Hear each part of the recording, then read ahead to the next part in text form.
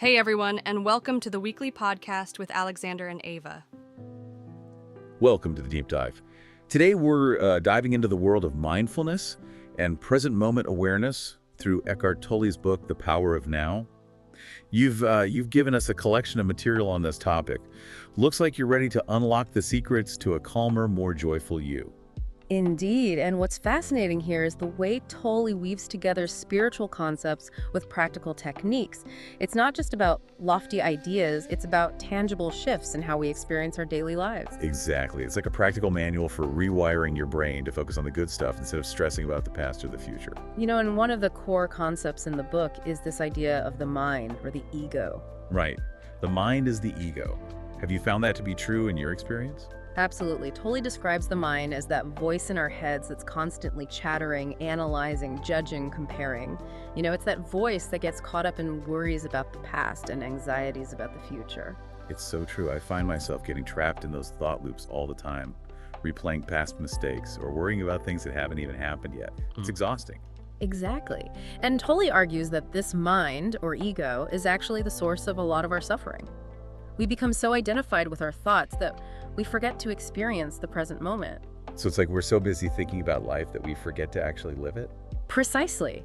And one of the keys to breaking free from this mental chatter is to become the observer of our thoughts. The observer. Okay, so instead of getting swept away by those thoughts, we just notice them.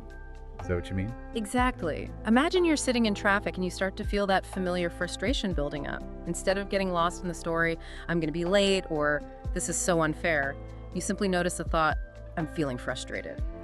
It's like taking a step back and watching those thoughts arise without judgment.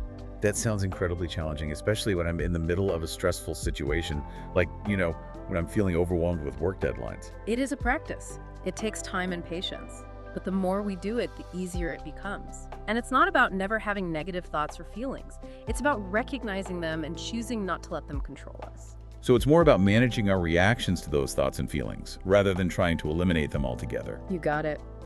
It's about creating a space between ourselves and our thoughts so that we can respond to them in a more skillful way. I'm starting to see how this could be really helpful in dealing with those everyday stresses I often feel. But it does sound a bit easier said than done.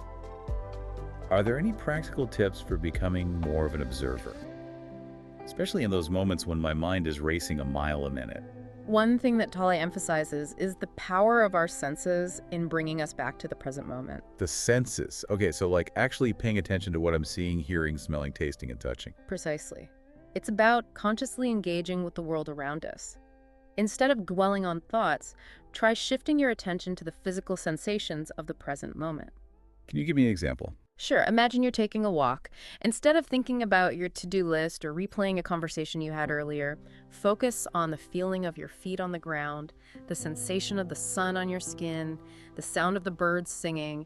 Really immerse yourself in the experience. So it's about finding those little anchors throughout the day, those sensory experiences that can ground us in the present moment when we feel our minds drifting off. Exactly, and it's a skill that can be developed with practice. The more we do it, the easier it becomes to bring ourselves back to the now. I like that. It's like hitting the reset button on my brain. And another important concept that Tolle introduces is the idea of the pain body. Have you come across that term in your reading? Yes, the pain body. Yeah. I have to admit, that term sounds a bit intimidating. What exactly is it? Think of the pain body as a collection of all the unresolved emotional pain that you've accumulated throughout your life. It's like this reservoir of negative energy that can be triggered by certain situations or thoughts. So it's like all that baggage we carry around from past hurts and traumas. Exactly. And the pain body can really sabotage our efforts to stay present.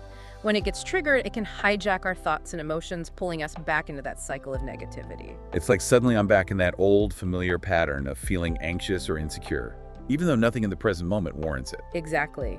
The pain body feeds on our attention. The more we identify with it, the more power it has over us. But Tolle says that by becoming aware of the pain body and observing it without judgment, we can prevent it from controlling us. So it's not about trying to ignore or suppress those painful emotions, but about acknowledging them and letting them go. That's the key. It's about creating a space between ourselves and the pain body so that we can see it for what it is. a collection of old thoughts and emotions that no longer serve us. This is all so insightful. It's like you're giving me a whole new vocabulary for understanding my inner world. But I have to be honest, a part of me is still wondering if all this is really achievable. I mean, can simply paying attention really make that much of a difference in my life? Well, it's not about achieving some perfect state of constant bliss. It's about making small shifts in our awareness that can have a ripple effect on our overall well-being. So it's more about progress, not perfection. Precisely.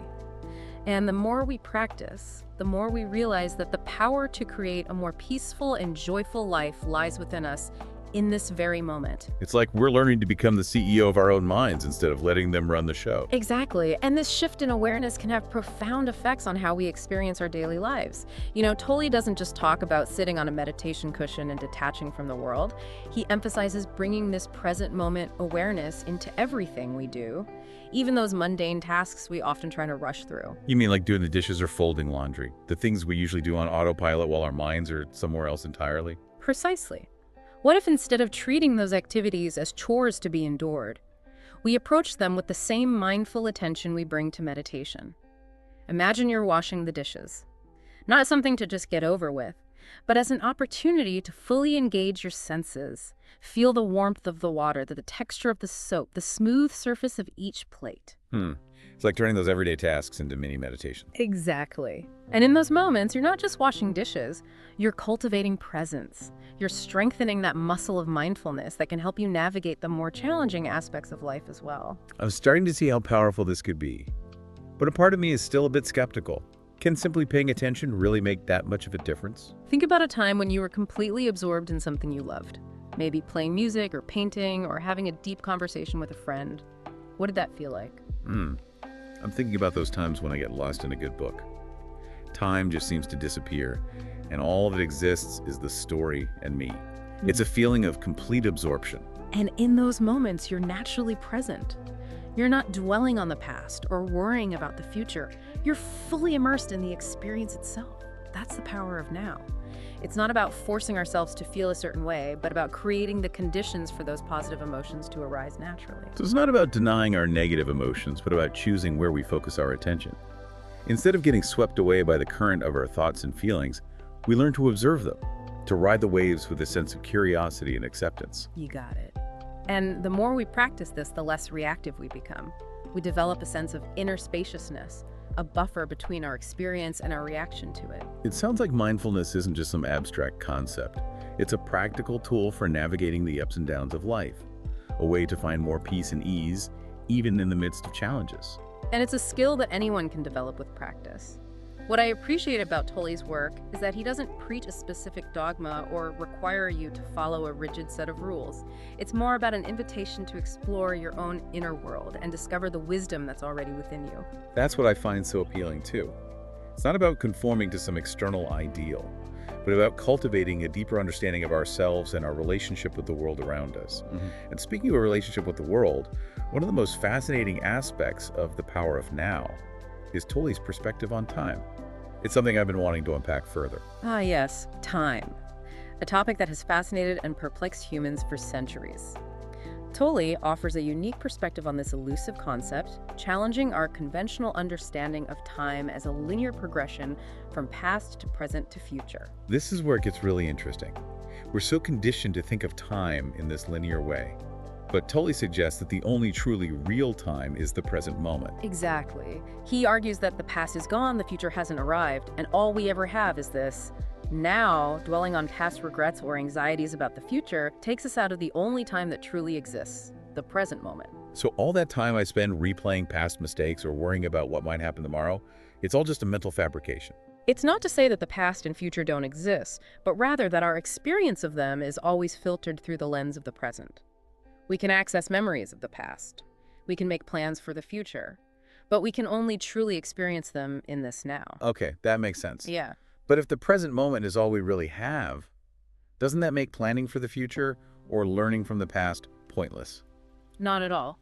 Tolle acknowledges the importance of both, but he suggests we approach them from a place of presence. We can reflect on past experiences to gain wisdom and insight, but without getting lost in regret or guilt. We can make plans for the future, but without letting those plans consume us or create unnecessary anxiety. So it's about finding that balance between honoring the past and the future while staying anchored in the present moment.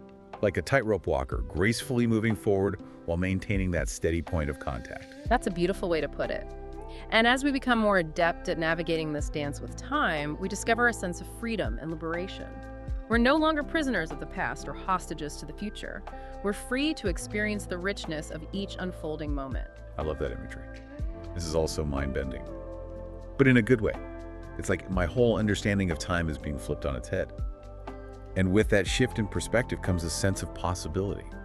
It's like realizing that we have more control over our experience of time than we ever thought possible. We can choose to dwell on the past, fret about the future, or embrace the present moment. And in that choice lies the power to create a more peaceful and fulfilling life. Remember, the power isn't in manipulating time itself, but in transforming our relationship to it. And that transformation begins with awareness. This has been incredible. I feel like we've just scratched the surface of what the power of now has to offer. As we wrap up this part of our deep dive, I'm curious to hear your thoughts on how we can actually integrate these principles into our daily lives. It all sounds great in theory, but how do we make it practical? Yeah, it's like we've been given all the ingredients for a delicious meal, but we still need to figure out how to put it all together. Exactly. And like with any new recipe, it takes a little practice to get it just right. The key is to start small and gradually incorporate these principles into our daily routines. So what are some bite-sized pieces we can start with? Any specific techniques or practices that you've found helpful? Well, one thing that's really helped me is to set aside a few minutes each day for formal mindfulness practice. Whether it's meditation or simply sitting quietly and focusing on my breath, it helps to create a foundation of presence that I can then build upon throughout the day. That makes sense. Like a mental warm-up routine. Exactly. And then from there, it's about finding those little opportunities throughout the day to bring that same awareness to whatever you're doing. Remember our earlier example of washing the dishes. Right. Instead of letting my mind race ahead to everything else I need to do, Yeah. I could just focus on the sensations of washing each dish. Exactly. Feel the warmth of the water, the slipperiness of the soap, the clinking of the dishes. It's about bringing all of your attention to that one simple task. It's like I'm giving my mind a break from all the usual chatter. And as you do this more and more, you'll find that it becomes easier to access that sense of presence, even in the midst of challenging situations. So it's building a mental muscle. Exactly. And the stronger that muscle gets, the more resilient you'll be in the face of stress and adversity. I like that. It makes it seem less daunting. And remember, it's not about being perfect. It's about progress, not perfection. Yeah. There will be times when your mind wanders off, and that's okay. Just gently bring it back to the present moment without judgment. It's a practice. Precisely. And like any practice, it takes time and patience. But the rewards are well worth the effort. This has been such an enlightening conversation. I feel like I have a whole new toolkit for navigating the ups and downs of life. And remember, these are just a few starting points. There's so much more to explore in the power of now. I encourage you to keep reading, keep practicing, and keep discovering the incredible power that lies within you. Well, listeners, it seems we've reached the end of our deep dive into the power of now. But this is just the beginning of your journey. We hope you've enjoyed exploring these ideas with us and that you'll continue to cultivate the transformative power of the present moment in your own lives. Until next time, may you find peace, joy, and fulfillment in the now.